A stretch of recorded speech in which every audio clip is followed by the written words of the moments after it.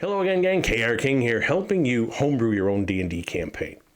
And today's topic is one that is especially nasty to your players, which is having your NPCs, sentient humanoids or monsters use booby traps, either to protect their areas of control or their strongholds, or to, injure those that might enter them and sow psychological terror into the group. Because booby traps are a classic weapon utilized by guerrilla forces or conventional forces that are either, outmanned or outgunned by whatever force is opposing them. These are disguised. These are often improvised weapons that cause all sorts of damage when individuals move into the territory controlled by these guerrilla-style forces. And the idea, these are usually single target, not always weapons, that severely injure the target such that the rest of the team is slowed down. And as I said, they sow terror because now there are booby traps around. When am I going to run into one? It's interesting too, booby trap, the word Spanish word bobo, which means fool. And of course, the boobies, which is a form of gull that often used to land on ships on the age of exploration, and the sailors would just grab them and eat them. So they were foolish. So that anyone who falls prey to these improvised traps is a booby or fool. And I'm distinguishing here between the classic traps that you find in dungeons, whether magical or mechanical. If they are mechanical, they're usually fairly sophisticated. They operate at a much higher level than these improvised weapons. And what this does is it allows a wider range of humanoids and sentient monsters to create traps for your players. And it makes your world seem more real. The thing you want to do is you want to adapt the means and the technology of classic booby traps to the game mechanics of D&D. Because the thing is, in a world of hit points and saving throws and heal spells, the damage inflicted by a booby trap, and the real world damage that incapacitates one person and the others have to slow down, can get minimized if you don't make adjustments for the world you're running in D&D. And I'll use the classic pit trap to illustrate this issue and show you how you can modify it such that it really has an impact in the world of D&D. Now, this trap is a pit dug, whether a foot-sized single foot or larger. It can actually be a really big pit. And then in the bottom are sharpened sticks. They can be pointed straight up such that they fall down on it and you're impaled. They can also be done at an angle, the so-called Venus flytrap, which then you fall inside, and then when you try to pull back out, those stakes really do damage. And this hole is covered by sticks and grass, whatever merges in with the terrain, such that when you walk over it, it won't hold the weight of someone, and they will fall inside, either puncturing their foot, or if it's long enough, they could fall in, their whole body gets punctured. But as I said, in the real world, this could be very debilitating or fatal to an individual. In the world of D&D, not so much. Because if you look at the damage, let's say a spear or a javelin doing 1d6 of damage, if you have a character with 40 hit points, which is not that high on their level, that's not that bad. Unless you want to just look at that as a resource drain type thing. And as another thing is, these traps make noise. They warn whoever's around there, hey, there's someone in our area. Sometimes they can put whatever they find, shells or rocks or sticks, something, even a bell if they have that technology to go off and warn them, or the cries of anguish by the victim to warn those who set the trap, hey, someone's in our territory. But how do you make this, how do you add that little flavor in D&D to make this pit trap just a little more deadly? Well, for one thing, these stakes are held in the ground, rigid, and then it's the weight of the victim, the target, that causes this damage. And you could say, okay, I'm going to increase this, I'll say 1d8, and then I'm going to add, let's say 3, because no matter what, you're not going to get a 1 damage. You're falling into this thing. It's puncturing you. There's at least going to be some damage. And then you're going to have additional damage when either the target tries to climb out of the pit or they're helped out, another 1d8 plus 3. And you can lower that 1d6 plus 3 or however you want to arrange that. But now you're talking a little more damage. But another thing used in real life is to make these spikes cause disease. They were smeared with animal or human feces such that when you punctured or whatever, they go deep into you. And within, a day or two or whatever, the victim, the target, gets really sick. Well, in D&D, you have all sorts of options here. Let's say you have bullywugs in their marsh and they create a pit trap and they put the spikes in. And they coat these not with feces, but with poisons, because they're going to be familiar with their area. Other, poisonous frogs, plants, other animals, they're going to have a sense of these. They're going to put these on. And these cause, let's say you have this fast-acting poison. If you want to, you can have death. But even a poison, when you're in the poison state condition, now you've got disadvantage on attack rolls and skill checks. You could also have a poison which causes paralysis, maybe not right away, over time. It could be progressively worse, such that, with a viper or something like that, if you don't get an antidote or something, you're going to die eventually. And there's even more, my friend, because you could have poisons that cause paralysis. You could have poisons that cause blindness or something. Again, if these bullywugs that I use as my example know this area, they know different poisons that they use, now you're getting into conditions that severely impact a group, which is what the bullywugs want. They want to stop you. If you're going to enter their area, they want to weaken you. And the other thing is you're thinking about the potential saves. Do the players notice the trap? Are they able to jump away if they activate the trap? And you think, well, okay, my example of the bullywugs. It says in there they have a 7 intelligence. That's not very smart. So you're like, how well constructed would this pit trap, as our first example, be, or how well hidden would it be? So is it an easy, DC 10? Do you use passive perception for this? Now, again, I would say I know a lot of people don't like passive perception on this kind of thing, but they're not looking, they're not actively searching. They're just blindly walking along. Do they notice this? So I would use a passive check. For me, you can use what you want. If you have a character with a DC, let's say passive perception of 13, if it's, DC 10, automatic. If it gets to, hard, that's a 15. Now you're talking, they're just going to fail. The first person in line is going to fall into that trap. And if it's really sophisticated, let's say it's hobgoblin, something a little smarter that's creating a pit trap, you might say, it's really hard. That's a DC 20. Not many characters that aren't looking, they're going to stumble across that. And again, you're using the mechanics. You're saying, okay, these bullywugs, they're not that smart, so maybe the DC on hiding this trap is not that good, except they've had a lot of time to prepare this, so you're going to kind of go in between and have that DC 15. Then you see who's in the lead or whatever, especially if they're not looking for traps. If they're going to say, okay, well, everywhere we go, anytime we are looking always for these pit traps anywhere, it's going to slow down their movement. It's going to become difficult terrain because you are walking along looking for these, and they still might be super hidden. You're just making a perception check, this lead person. They still could blow that roll on something that's well hidden. And you're going to roll that offline because you don't want to suddenly have the player roll a perception check because right before they go over a trap. And then the next thing is once they activate the trap, do they get some kind of a dexterity roll, let's say, to jump out of the way? And you can get into the skills. People, I want to use acrobatics. I want to use this. However you want to run it. You give them a chance to jump out before they fall. They've already gone over the top of this, not noticed that they're falling, and can they jump away? And this, again, can depend on the sophistication of those who built the trap.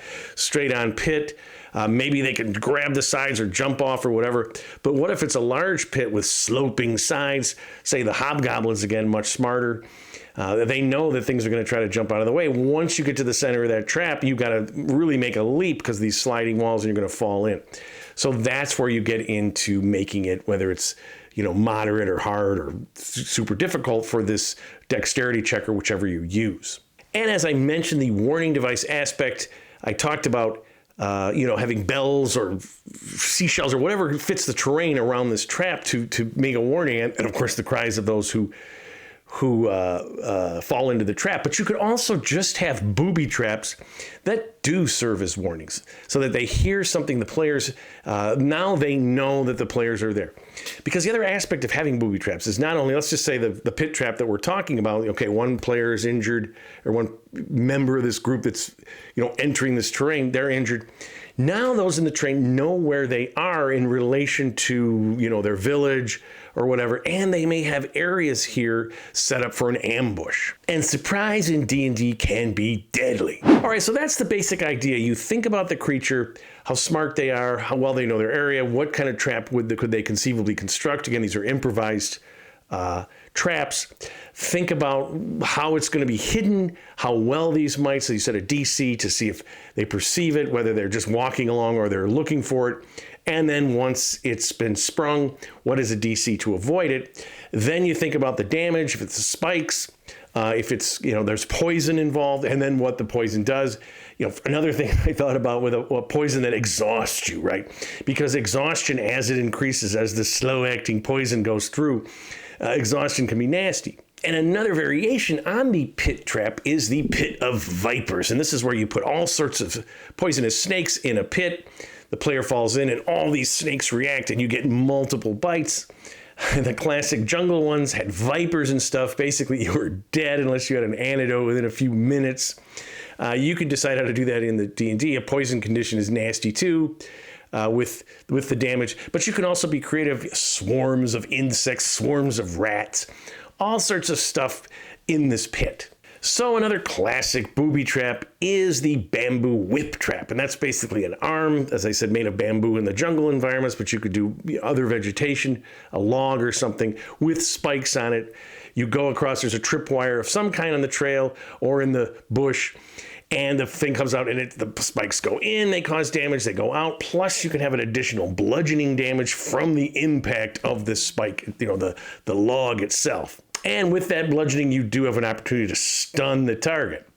And we see a classic example of this in the Sylvester Stallone movie First Blood, where he improvises one of these very quickly. And you can up the ante on the bludgeoning damage with the classic bamboo mace trap. And this is a ball. In its crudest form, it's just mud or whatnot that's dry with spikes coming out in all directions, and it's swung. And like the bamboo mace trap, it can be adjusted to be at torso height, at head height. Sticks in you, knocks you away, maybe sends you back with the force of it. Again, you're stunned from these. And as always, you can add poisons to the spikes to add to that element. And if you've got some kind of, something inside the mace that breaks open, or you could have literally a giant hornet's nest that's used, and the hornets come out and attack the players. So another classic booby trap is the tiger trap. Now, sometimes people think of these as a pit trap where the tiger goes along and falls in and is impaled. But in fact, these usually had a spiked board of some kind that would come down on top of the tiger and impale them. You can also have a variation on this, which is to have some large object, a log or a slab. We see the classic example of this with Arnold Schwarzenegger in Predator.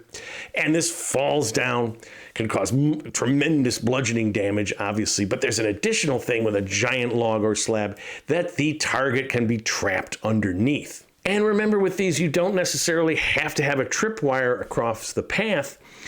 You can have it such that, guards that are set along here or whatever, they know about this, they see these characters coming along the trail and they unleash it to hit the first or whoever they want on the trail. That's the nice thing about this. They can pick and choose their victim, because not only are they trapped, but now the trail is covered, especially for, say, mountainous terrain or whatever. Again, in a mountainous terrain, how well are you going to hide this? How clever? Then you have the passive perception of saying, well, what the hell? That's out of place, that giant slab up there, right? So as I mentioned, you can have traps just anywhere in some underbrush or wilderness or whatever. Obviously, they're going to be very easy to hide in that environment. But most of the time, they're going to be in areas where humanoids or creatures or whatever travel, which is usually along paths. Now, this can make it more difficult to hide, but still, that's where you're going to get the most targets, right? A target-rich environment. And so another thing you can have is the booby-trapped bridge. This is where you have either a section of the bridge or the whole thing or whatever, that when someone goes over it, it's been lightened, they fall into the water, they take damage from the fall. You could have rocks and things, but you could also have spikes that have been placed in the water. And then, of course, you can have, you're in a world of D&D, you've got predatory fish, you've got toxic, what's a tangler kelp or some kind of toxic rocks or something like that. You could have giant crayfish, all sorts of things that they know that things fall from this bridge and are injured on these spikes, so they're easy prey. And don't forget about improvised booby traps that are placed in structures. Whether this is going to be structures that these humanoids creatures are living in, or they're set up exclusively to attract people. So let's say you have orcs, and the tribe lives in an area, they have their village, and then off to the side they have a hut.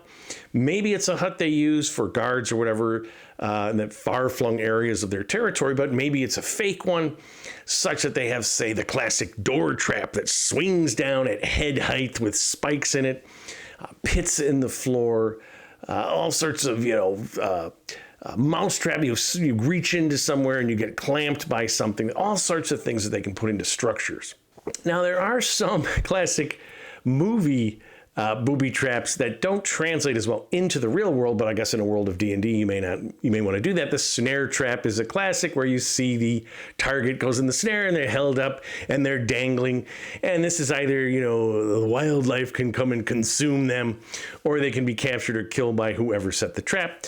Now, in actuality, there's two elements with this. The snare trap. There's also box traps that are used to capture things. Even the tiger trap up top is that they are usually either difficult to hide, like the tiger trap or the box trap or whatever. So, but animals don't realize this.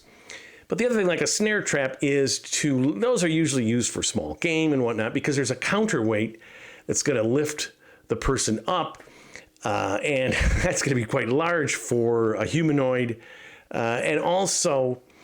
In order to do that and have the tree down or whatever it is that's lifting them up, you're going to see that fairly easily. Now, you may say that creatures that are very adept in the nature, something can do that, but just remember, it's a little bit unrealistic. All right, so hopefully this gives you some ideas on how to use booby traps in your world. The thing is to take the damage that seems reasonable. You might up it just because of the forces involved, the concentration of them.